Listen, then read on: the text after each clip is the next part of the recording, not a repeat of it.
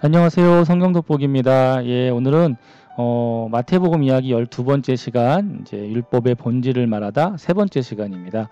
간음과 결혼편 함께 이야기 나누도록 하겠습니다. 예, 마태복음 5장 27절에서 32절 말씀 보면서 함께 이야기 나눌 텐데, 특별히 오늘 이혼에 관한 이야기를 좀 할 겁니다. 이혼이라고 하는 것 참 교회 안에서 좀 민감한 주제이기도 하고 우리가 어떻게 그것을 이해할 것인가는 굉장히 중요한 문제인 것 같습니다. 현대 시대에. 그래서 우리가 성경적으로 우리가 이것을 어떻게 이해하고 볼 것인가를 좀 함께 나눠봤으면 좋겠습니다. 네. 오늘은 이제 마태복음 5장 27절 30절입니다. 무엇을 죄라고 여길까? 예. 앞절에서 이야기한 것이 살인에 관한 율법의 본질적 의미였다면 이어서 예수님께서는요, 이제 간음에 관한 이야기를 좀 하시게 되십니다. 예, 살인과 간음이라고 하는 건요, 당시에 이제 유대교 율법에서 굉장히 무겁게 여기는 어떤 범죄 중에 하나였습니다. 그리고 많은 사람들이 매우 익숙하게 알고 있었던 그런 계명이었죠. 그 예수님은 이 두 가지 중대한 죄에 관해서 지금 말씀하고 계시는 거예요. 그러므로 말미암아 많은 사람들이 이해할 수 있는 어떤 그런 모습으로 율법의 본질적 의미를 강조하고 계시는 것 같다는 생각을 좀 해보게 되어집니다. 예, 27절 보시면 이렇게 이야기를 하죠. 또 간음하지 말라 하였다는 것을 너희가 들었으나 이렇게 말씀하십니다. 그리고 28절에서는 음욕을 품고 여자를 보는 자마다 이미 마음에 간음을 했다. 이렇게 또 말씀을 하시죠. 예.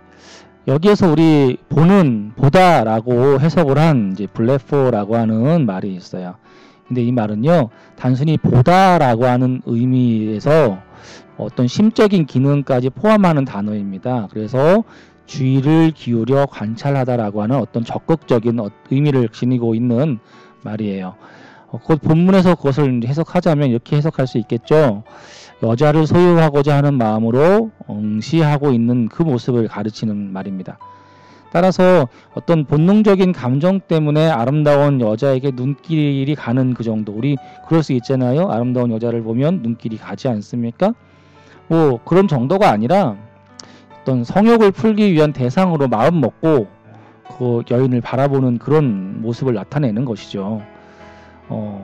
그 살인이라고 하는 것이 이제 실제로 죽이는 행동을 하지는 않았지만 악의적인 마음으로 다른 사람들을 욕하고 상처를 주는 모습까지 포함하는 것이라면 간음 역시도 실제로 어떤 다른 여자와 성관계를 하지 않았을지라도 내가 성욕을 풀기 위한 어떤 대상으로서 어떤 여인을 바라보고 뭐랄까 그 여인을 좀 이렇게 막 뭐 어떻게 해보려고 하는 그런 마음까지 있는 그런 모습, 예, 그걸 다 포함한다라고 하는 것입니다. 그리고 예수님의 이러한 해석은요, 결론적으로 행위로만 판단하는 유대교의 율법적인 그런 어떤 사고를 넘어서서 마음속에 생각까지 있다면 그것도 역시 분명한 범죄로 규정을 하고 있다는 것을 알 수가 있습니다. 이것은 행위뿐만이 아니라 마음가짐 및 삶의 태도와 깊은 관계가 있다는 것도 알 수가 있겠죠. 결국 앞서 이야기했지만 사랑의 마음 없이, 사랑하는 마음 없이 행동만 있는, 행위만 있는 어떤 율법의 무의미함을 우리에게 말씀하고 계시는 부분이라고 여겨집니다. 자, 이후에 예수님은요, 굉장히 끔찍한 말씀을 하십니다. 만일 내 오른쪽 눈이 너를 범죄하게 하면 떼어내 버리고, 예, 또 내 오른쪽 손이 너를 범죄하게 하면 찍어내 버리라. 이렇게 말씀을 하고 계시죠. 눈을 빼고 손을 잘라 버리랍니다. 그리고 그것이 없이 지옥에 던져지는 것이 유익하다라는 말씀을 하시죠. 몸에 백체가 없는 것이 지옥에 내 던져지는 것보다 낫다. 예, 말씀대로라면 아마도 세상에 눈과 손이 성한 사람은 아무도 없을 것이라는 생각을 해보게 되어집니다. 이렇게 정상적인 모습으로 지옥에 가는 것보다 장애인이 된 채로 천국에 가는 것이 낫기 때문이죠. 예수님께서 눈과 손을 말씀하고 계십니다. 예. 그 이유가 무엇이겠습니까? 그 이유는 아마도 우리 몸의 여러 지체 중에서 눈과 손이 범죄를 저지르기 쉬운 지체이기 때문이 아닐까 하는 생각을 좀 해보게 되어져요. 그리고 이 눈과 손이라고 하는 것이 우리가 범죄하게 하는, 죄를 짓게 만드는 근원적인 도구가 되기 때문이라고 하는 것이죠. 그렇지 않습니까? 우리가 보는 것, 그리고 우리가 손으로 어떤 일을 하는 것, 그것이 이제 어떻게 보면 가장 죄를 짓게 만드는 아주 원초적인 부분이라고 할 수 있겠죠. 그렇게 죄를 짓게 만드는 근원적 도구라고 그것을 여기게 된다면, 예수님의 이 말씀은 실제로 우리의 눈을 빼고 손을 잘라버리라는 말씀이라기보다는요, 우리의 죄의 아주 작은 모습으로부터 철저하게 자신을 분리해야 된다. 그리고 차단해 버려야 된다라는 말씀으로 들립니다. 우리가 어떤 근원적인 것부터 죄로부터 좀 분리할 필요가 있겠다라고 하는 것이죠. 따라서 우리가 좀 기억해야 될 것 같아요. 눈과 손을 말입니다. 우리의 눈은 지금 무엇을 어떻게 보고 있는가? 그리고 내 눈은 지금 무엇을 향해 있는가? 무엇을 바라보고 있는가?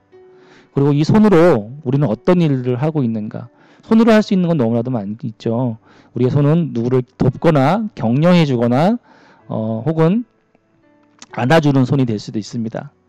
아니면 누군가를 해치고 손가락질하고 또 폭력을 행사하는 그런 손이 될 수도 있겠죠. 과연 나의 눈은 지금 어떤 곳에 지금 머물러 있는가, 또 어떤 일에 쓰여지고 있는가 라고 하는 질문을 스스로에게 한번 이렇게 던져볼 수 있는 이런 참 좋은 일이다 라는 생각들을 좀 해보게 되어지고, 그런 생각으로부터 우리를 철저하게 죄의 모습으로부터 철저하게 분리하고 차단할 수 있는 모습이 있어야 되겠다라는 것이 오늘 예수님께서 하시는 말씀의 요지가 아닐까라고 하는 생각을 해보게 되어집니다. 자, 예수님은 이후에 이제 이혼에 관한 말씀을 하십니다. 이제 31절에서 32절 결혼에 관한 법이죠. 그러면서 말씀하시기를 아내를 버리려거든 이혼 증서를 주라 하였으나 이렇게 말씀하십니다. 이 말씀은 어디에 있는 말씀이냐면 사실은 신명기 24장 1절에서 4절에 있는 말씀이고요. 이 말씀에 대한 예수님의 해석이라고 볼 수 있습니다. 자, 먼저 신명기에 대해서 잠깐 말씀을 해보게 되어지면 신명기서는요, 아내에게 수치스러운 일이 발견되었을 때에 뭘 주라고 합니까? 이혼 증서를 주래요. 그러니까 아내에게 수치스러운 일이 발견되면 이제 남편이 이혼 증서를 쓰는 거죠. 써갖고 아내한테 이혼 증서를 주면 뭐가 성립됩니까? 이혼이 성립됩니다. 이 화살표가 하나가 뜬금없이 나오네요. 하여튼 이혼이 성립이 되는 것입니다. 그렇게 규정을 하고 있어요. 이혼이 성립한다고. 그래서 이와 같은 방법으로 이혼을 할 수 있다라고 이혼을 허용해 주고 있는 것이겠죠. 그렇다면 이제 이 이혼이 성립되기 위해서는요, 뭐가 필요합니까? 아내에게 수치스러운 일이 발견되어지는 것이 필요하겠죠. 그렇다면 이 수치스러운 일이 무엇인지에 관한 명확한 기준이 있어야 할 것입니다. 하지만 성경을 가만히 읽어보면요, 구약 성경 어디를 찾아봐도요, 이 수치스러운 일이 무엇인지 알려주지 않고 있습니다. 많은 학자들이 그것이 간음이다 혹은 다른 것이다 뭐 이렇게 이야기를 하고는 있지만 사실은 기준이 명확하지 않죠. 그렇다면 이렇게 기준이 명확하지도 않은데 어떻게 이혼이 성립되었을까 궁금해집니다. 그것은 바로 남편의 의중에 따라서 결정되었다라고 하는 것입니다. 그러니까 이 수치스러운 일이라는 것이 어떤 객관적인 기준이 있는 것이 아니라 남편이 그렇게 생각하면 수치스러운 일이 되는 거예요. 그러니까 아내가 음식을 잘 못했거나 뭐 혹은 아내가 마음에 들지 않아, 또 말을 좀 뭐 잘못했어, 혹은 뭐 아내 생긴 게 좀 안 이뻐, 뭐 그런 것들이 다 기준이 될 수 있다라고 하는 것이죠. 그러니까 어떤 객관적으로 수치스러운 일이 아님에도 불구하고 남편이 그렇다고 여긴다면 이혼을 결정하게 될 수밖에 없고, 이혼 증서를 써서 주면 이혼이 성립되는 것입니다. 좀 여자들에게 되게 불리한 법이죠, 사실은. 왜 이런 법이 생겨났을까라고 하는 궁금증이 생기게 되어집니다. 그래서 이런 법이 생겨난 배경을 좀 살펴볼 필요가 있고요. 그것은 당시에 남편이 아내를 버리는 일이 굉장히 많았다라고 하는 것을 알 수가 있어요.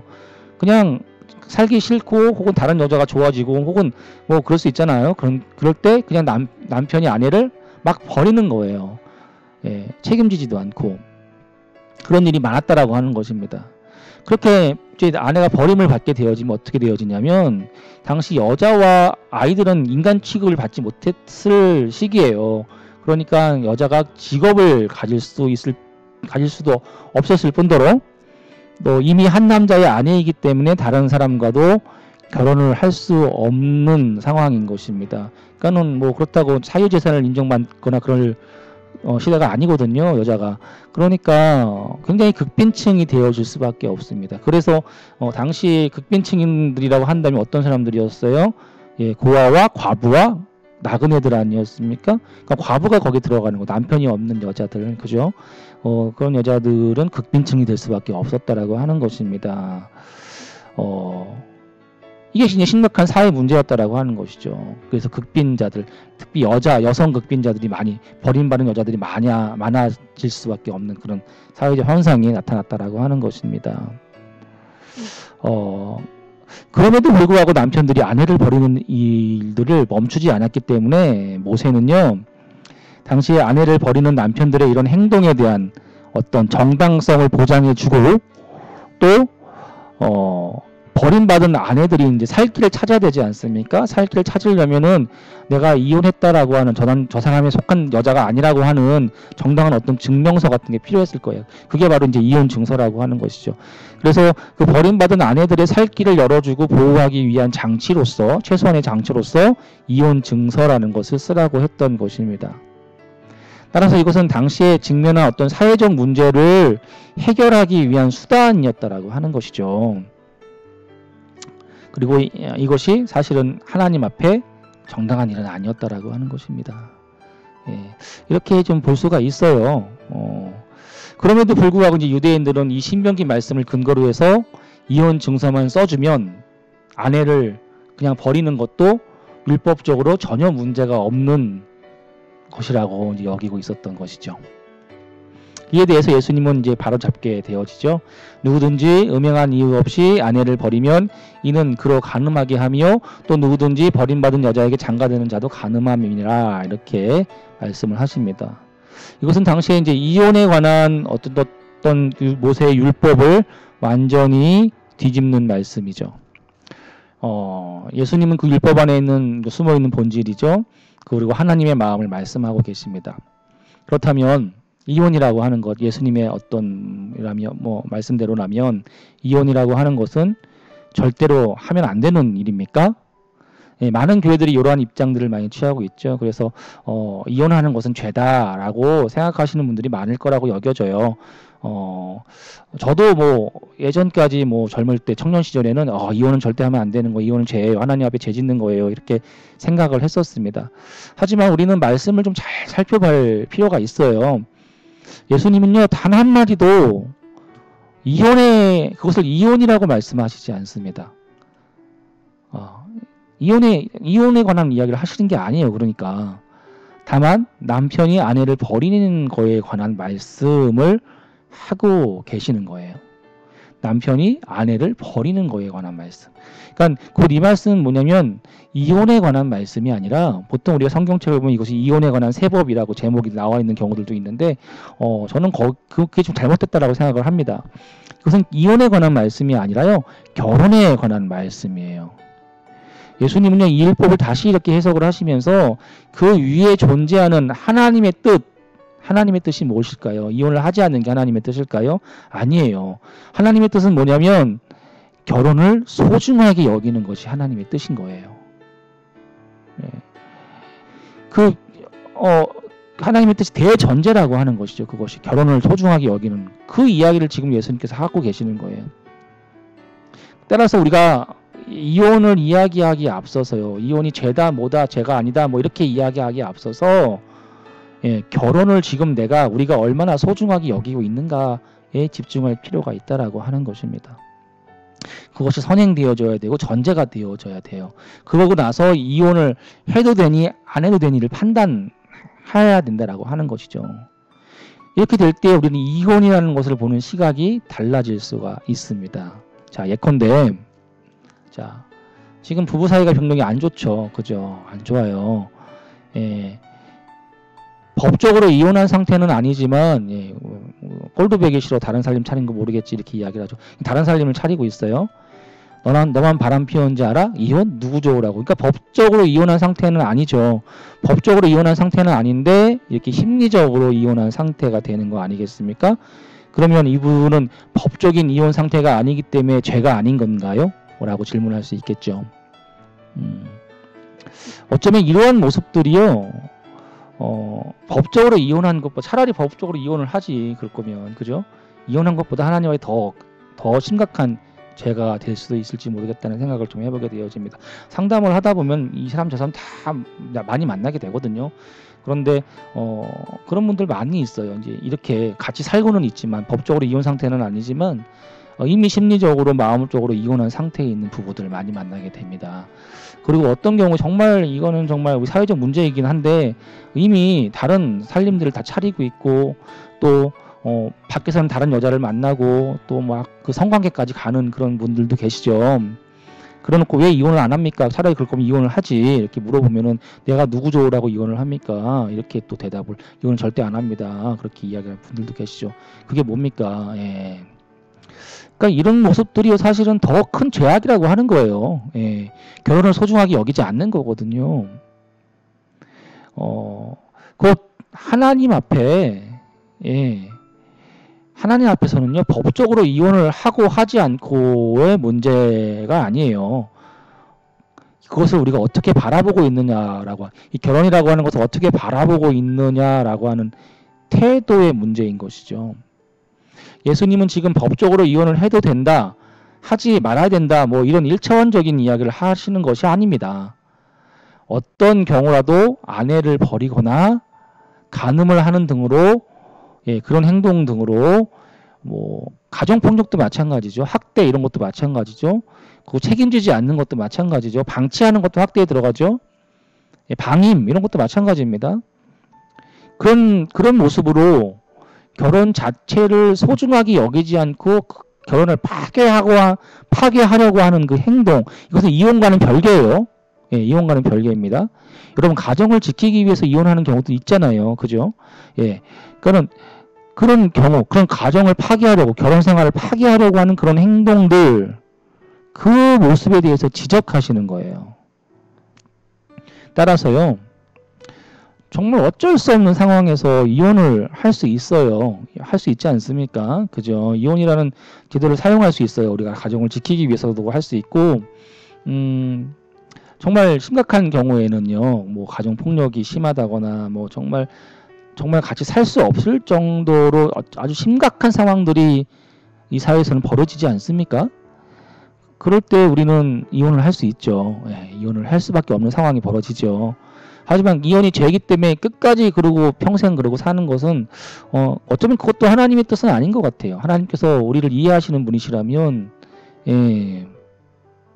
그러니까 정말 어쩔 수 없이 이혼을 해야 하는 상황에서 이혼을 하게 될지라도 내 마음속에, 우리의 마음속에 이 결혼의 어떤 소중함, 결혼이라는 것이 얼마나 귀한 것이고 하나님께서 얼마나 이것을 귀하게 여기시는가에 대한 생각, 그런 태도, 그런 마음, 그런 마음들을 가지고 있다면 어떻게 보면 이혼하는 것도 하나님 앞에서는 귀한 일이다라고 생각할 수 있고요. 반대로 우리가 이혼의 위기에 있지만 결혼의 소중함을 알기 때문에 그것을 되도록 지키려고 노력하는 그 행동, 그 태도 역시도 하나님 앞에 귀한 모습일 수 있겠다라고 하는 것입니다. 저는 여러분에게 이혼을 해도 된다, 하지 않아도 된다라는 것을 말씀드리는 것이 아니에요. 중요한 건 뭐냐면 우리가 이 결혼을 어떻게 생각하고 어떤 태도로 이 결혼 생활에 임하고 있느냐가 중요한 것이죠. 그리고 그것이 하나님 앞에 정말 올바른 모습이라면 사실 뭐 이혼하는 것이 쉽겠습니까? 예, 쉽지는 않겠죠. 어쨌든 그렇습니다. 그렇게 예수님께서 말씀하시는 건요, 이혼을 해라, 하지 말아라, 이 얘기가 아니라는 것, 그것만 좀 우리가 기억하면 좋겠습니다. 이 말씀은요, 당시 결혼을 소중하게 여기지 않고 아내를 막 버리는 그런 파렴치한 남편들을 향한 예수님의 말씀인 거예요.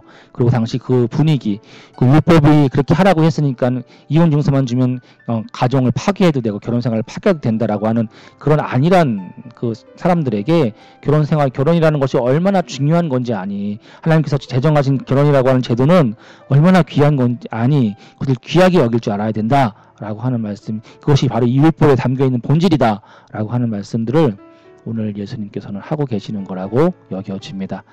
네, 말이 많았네요. 하여튼 오늘 네. 네, 저 뒤에가 있었는데 말하느라고 제가 이걸 안 했습니다. 이겁니다. 법적으로 이혼을 하고 안 하고의 문제가 아니라 결혼을 대하는 너희의 태도의 문제인 거다. 결혼을 하지 않고 이혼을 하고 하지 않고와는 상관없이 결혼을 소중하게 여기지 않는 것이 문제야. 이것이죠. 예. 그래서 마지막으로 이런 질문을 할 수 있겠죠. 이혼을 이야기하기에 앞서 우리는 결혼이라고 하는 제도를 어떻게 생각하고 있습니까? 라고 하는 것이 먼저 선행되어져야겠다라고 하는 것이 오늘의 결론입니다. 네, 중간에 조금 삐걱됐네요. 아무튼 예, 다음 주는 마태복음 이야기 13번째 시간입니다. 다음 주는 추석 연휴라 갖고 저도 한 주를 쉬겠습니다. 그래서 다음 주겠죠. 다음 주에 마태복음 5장 33절에서 42절 말씀 보면서 율법의 본질을 말하다 세 번째 시간이 아니라 네 번째 시간이에요. 이제 맹세와 복수, 이제 우리가 동해복수법이라고 부르는 그 눈은 눈으로 이에는 이로 그 말씀들이죠. 그 말씀을 예수님께서 또 어떻게 해석하고 계시는지를 함께 또 이야기 나누도록 하겠습니다. 네, 명절 잘 보내시고 감사합니다.